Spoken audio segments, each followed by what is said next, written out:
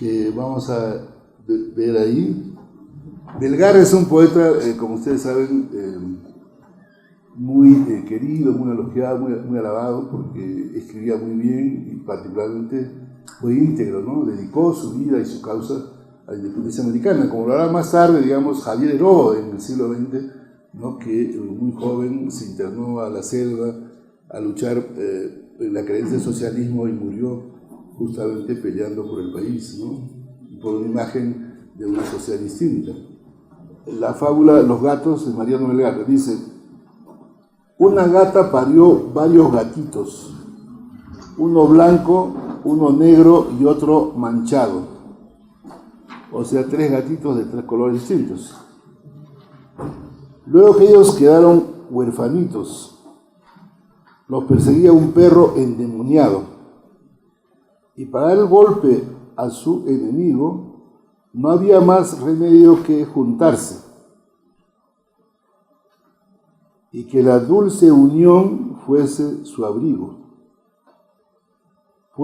Van pues a reunirse, y al tratarse sobre quién de ellos debe ser la cabeza, o sea, el líder, ¿no?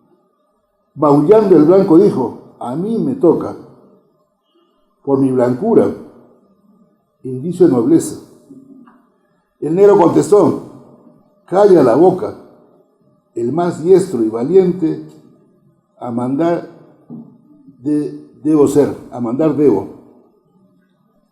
Malo dijo el manchado: si esto dura, temo que todo el diablo se lo lleve.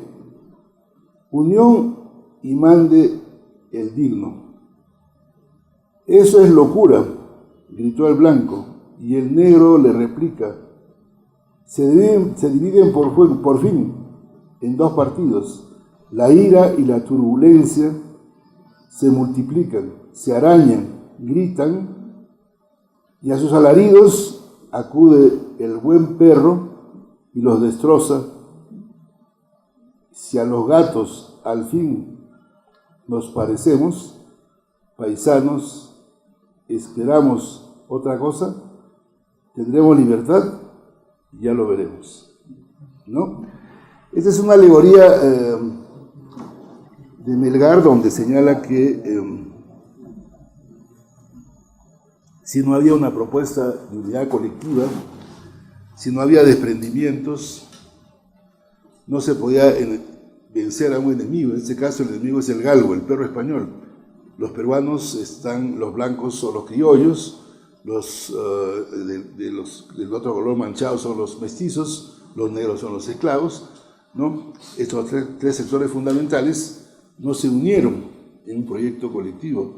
Incluso Túpac Amaru los había llamado a una unión, pero al final de cuentas, quienes más lucharon contra Túpac Amaru fueron los caciques indígenas, Humacao especialmente, con los cuales él fue derrotado, ¿no? De modo tal que era necesario entonces una unidad para el conjunto de las acciones por el proceso de independencia. Y Jorge Basadre precisamente demostró estas particularidades del pueblo en conjunto, esclavos negros, mestizos, indígenas y criollos, ¿no? Luchando por la independencia nacional. Pero años antes, Pablo Macera, un historiador también sanmarquino, maestro nuestro, había escrito un libro sobre el proceso de la independencia peruana. Pero Macera enfatizó mucho solo la acción de los criollos, especialmente la sociedad amante del país. Francia del siglo XVIII es la Francia de la Ilustración, la Francia del siglo de las luces, y los enciclopedistas publicaban libros en los que fundamentalmente apostaban por el privilegio de la naturaleza, por el triunfo de la razón y por la necesidad de que los hombres se gobiernen a sí mismos manejando sus recursos. Esa idea lo tomaron los que publicaron la revista del Mercurio peruano, ¿no? Y en el Mercurio había monografías sobre la minería en el Perú, sobre, digamos, las riquezas naturales del oro y la plata, los bosques, los ríos, las tierras feraces del valle de las Sierras y tal, etc. Y también muchos aportes sobre la ciencia y particularmente alentaron el concepto de la patria americana. O sea, para los criollos del siglo XIX, los amantes del país, no existía la noción de patria en términos locales. Y esa noción de patria americana, es que justifica y explica por qué San Martín, argentino, Bolívar, venezolano, estuvieran en la independencia de Chile o Perú, por qué Toribio Luzuriaga, peruano, estuviera en la independencia de Argentina, ¿no? Así, o sea, había todo un desprendimiento colectivo de una lucha anticolonial donde el enemigo era justamente el monopolio español y la libertad podía ser tan útil en cualquier parte de América a fin de afianzar el conjunto de la libertad.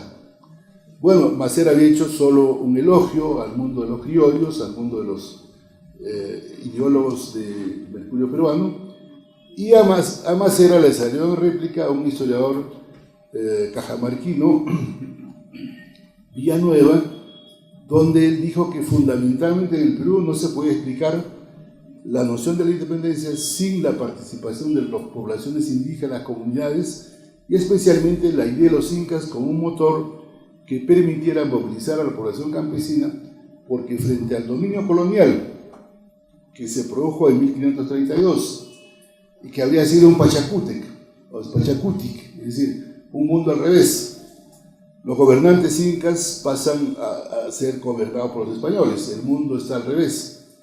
Pero ese mundo al revés, el Pachacútec siempre motivó en el mundo andino la posibilidad de que había un nuevo Pachacútec, un retorno del Inca y una restauración de las formas de existencia colectiva. Yo escribí un libro que se llama Anarquismo, Utopía Andina, que está contextuado en los años 20 y 30 del siglo pasado, y es un gran libro donde esencialmente aparece una especie de una segunda propuesta de un segundo Pachacútec, porque aparecieron muchos incas contemporáneos que apostaban por la restauración del Tahuantinsuyo. Entonces Villanueva enfatizó en el papel de los nacionalismos indígenas, en el papel de las comunidades, en el papel de la población campesina en el proceso de la independencia.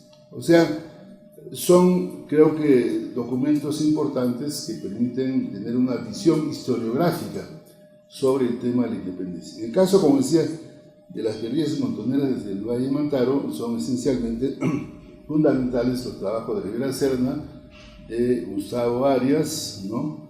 Luego estos prólogos, el prólogo que ha hecho particularmente el Adúpar Temple, a la colección documental sobre guerras y guerrillas del Perú. Podríamos entonces pasar aquí justamente un mapa de los focos guerrilleros que había preparado Gustavo Vergara Arias, ¿no?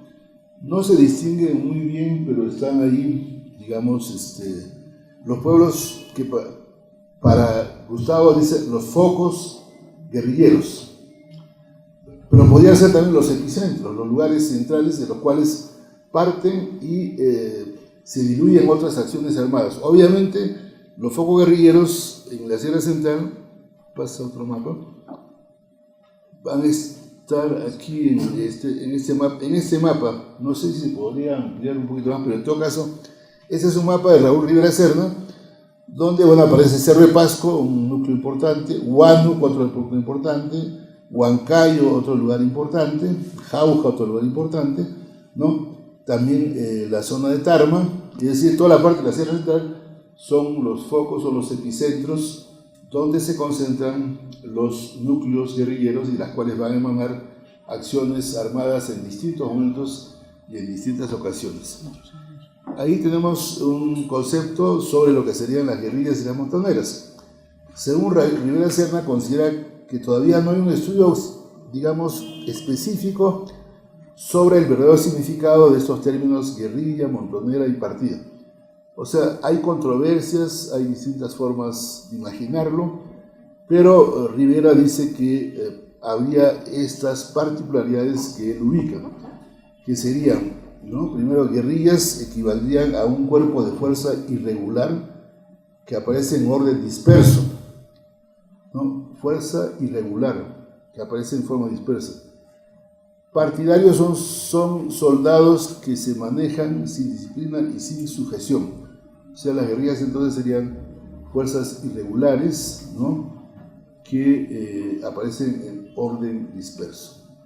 Montoneras serían aquellos que se desplazan y pelean en montón, ¿no?, es decir, desorganizados, siendo así que las montoneras dieron origen a la formación de las guerrillas, ¿no? Y luego las partidas eran una fracción de la guerrilla, generalmente constituida por 50 o 100 efectivos de caballería. Ahí tenemos entonces una tipología, una forma de pensar lo que se ve en las guerrillas, las montoneras y las partidas. Luego tenemos aquí creo que antes de eso,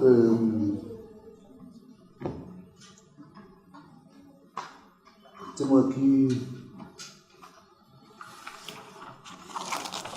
unos comentarios más, en este caso de Gustavo Vergara. Gustavo Vergara dice: se conoce con el nombre de montoneras a un grupo numeroso de individuos que surgen repentinamente para hacer frente a las fuerzas realistas, retornando luego de sus integrantes a sus pueblos y a sus ocupaciones. O sea, serían como ráfagas, ¿no?, de acción de armas, y que luego retornan a sus lugares de origen.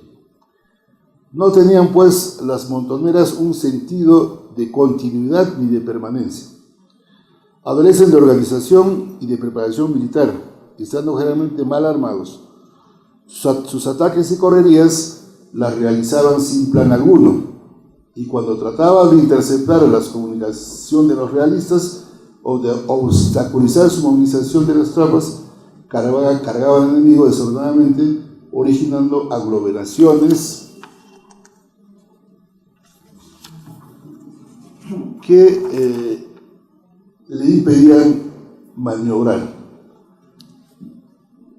Es por esa forma desorganizada como actuaban cuando algunas personas, como Leguía y Martínez, dicen que son, por su forma de pelear, lo hacen en montón, ¿no? Sería una especie de derivación, digamos, deducción de montoneras a partir de la pelea en un montón desordenado. Los montoneros, o sea, integrantes de estos grupos irregulares de gente combatiente, pertenecen en su gran mayoría a la raza indígena, apreciándose también la participación de numerosos mestizos, siendo pocos los que contaban con fusiles y sables. En el caso de los morochucos, utilizaban además lazos como armas ofensivas, ¿no?, y especialmente se manejaban con mulos y caballos. Luego dice: partidas de guerrillas. En los documentos, las partidas son denominadas indistintamente como montoneras de la partida o partida de guerrilla, también partida volante, o en algunos casos incluso se llamaban como montoneros, casi en forma despectiva y como un insulto, ¿no?, que sería a las guerrillas y las partidas le decían montoneras, ¿no?, casi en forma despectiva o insulto. Las partidas de guerrillas estaban formadas por un reducido número de hombres que recibían nombre de guerrilleros. El número de sus integrantes variaba entre 15 a 30 individuos. Muchas veces estas partidas, a través de meses de lucha, iban aumentando sus efectivos, adquiriendo una gran organización, en algunos casos hasta perfecta. Cuando la partida estaba bien constituida, sus miembros figuraban en listas militares correspondientes a las guerrillas, comandado así por un jefe o un militar que los dirigía. Bueno, justamente estas formas de accionar guerrillero hicieron que San Martín particularmente los tomara como parte de los ejércitos regulares, para lo cual elaboró y dieron instrucciones, ¿no? Y aquí dice, por ejemplo, que había un manual de instrucción. Según este manual que comenta Vergara Arias, dice, el manual de instrucción tenía 4 partes, ¿no? La instrucción comprende 4 partes. En la primera se hace una idea de lo que se entiende por formación guerrillera, algunas reglas generales que deben observarse en ella, los toques de corneta y la ampliación de las maniobras. Y se manejaban un poco, en algunos casos dice, arrojando sus sombreros, ¿no? Y diciendo: donde va mi gorra, ahí voy yo.